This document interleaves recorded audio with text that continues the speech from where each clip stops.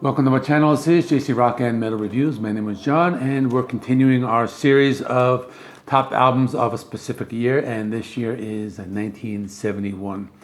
Now, this is such a great year. I mean, besides being my birth year, but other than that, this is the year that bands put out like their best work. I mean, you're going to see a lot of these albums are going to be like some of like the best albums or some of their like top albums that they have ever released. So I usually do 10. I'm actually going to do 12.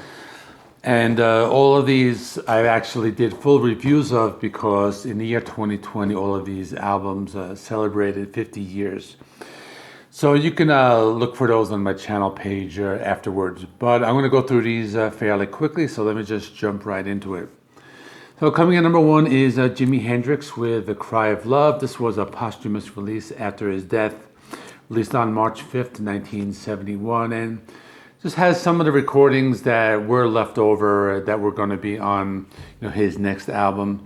Some great tracks. We got Freedom, really cool guitar riff on that one. We have Drifting, pretty cool mellow, relaxing, very laid back type of track.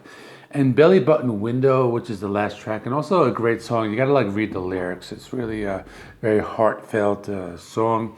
Lots of great Jimmy riffs on here, and this one is my first one. So coming in then, my second one is Alice Cooper with Love It to Death, released on March 9th, 1971.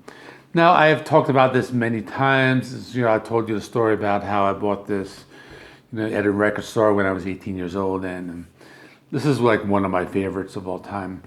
So it has the song I'm 18, and this was a song that I resonated with a lot back then when I bought the CD, because I was 18 years old at the time. Has a lot of his like live staples. It has a Ballad of Dwight Fry, really great, just one of those like classic like spooky Alice Cooper type of songs. And Black Juju, another. I think it's like 9 minutes long, and it's just another one of those like classic Alice Cooper, those like haunting sounds. And this is just a great album, start to finish. Next is Aqualung by Jethro Tull, released on March 19th, 1971. This is probably like their best album. I think this is where they still play that like acoustic rock.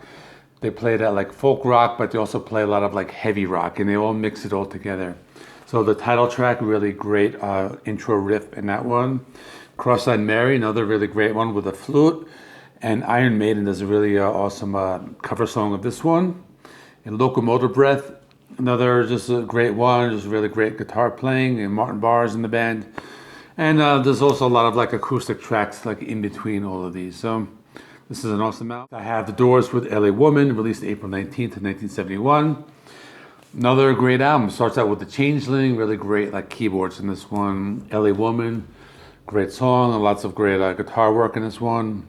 Closer, Riders on the Storm, really haunting track, really great like bass line. You got the rain coming down, very atmospheric song. And this is the last album with Jim Morrison. Next is Rolling Stones with Sticky Fingers, released on April 27th, 1971. April 23rd, sorry. This is one of their albums that has Mick Taylor in the band, and lots of great hits. It has Brown Sugar. It has the acoustic song Wild Horses, and Can't You Hear Me Knocking. It's a really great song, really great guitar riff on that one. So this is probably one of their top albums. Next is Black Sabbath with Master of Reality, released July 21st, 1971. This has Sweet Leaf, the stoner rock or stoner metal song. It has After Forever, which is probably like one of the first like Christian like metal songs, and Into the Void, really great slow doomy riff on that one. Soundgarden covered this one, and you could tell like Soundgarden really like took a lot of their sound from this particular song. So this is really an awesome album. A lot of people consider this their favorite. Next is Deep Purple with Fireball, released July 9th, 1971. This is an album that's sandwiched in between like two really great albums, In Rock and Machine Head. So it doesn't really get a lot of the attention it deserves. But I still think it's a great album. It has that really great heavy sound, great keyboards on it, and it has that Mark II lineup. So we got Fireball, the title track, and No No No, really great song on that one. And Demons, I really like the riff on that one with the guitars and the keyboards, how they like work together in that song. Next is The Who with Who's Next, released August 14, 1971. This is another, probably one of the best albums. This one has Baba O'Reilly, which a lot of people know as Teenage Wasteland. So The Who have a heavy like keyboard synth sound in this one. It has Bargain, really cool, straight ahead like rock song. And it has the ballad Behind the Blue Eyes, which is just a really awesome song. This album, just all the way through, is just a great album. Next is Pink Floyd with Metal. This one came out October 30th, 1971. This is the follow-up to Atom Heart Mother, and again, they have the really long song on side 2 called Echoes, which is like about 23 minutes long. Probably one of my favorite acoustic songs by Pink Floyd called Fearless, a really great song on that one. And One of These Days, it's an instrumental, really cool, like psychedelic rock song. I like this one a lot. Next is Led Zeppelin IV. So this is released on November 8th, 1971. Now, we all know this album. It has Black Dog, really great riff on that one, rock and roll, just straightforward, just hard driving rock and roll. Great drumming by John Bonham in this one, Stairway to Heaven. I know we've heard it all a million times. I never get bored of it. I love it.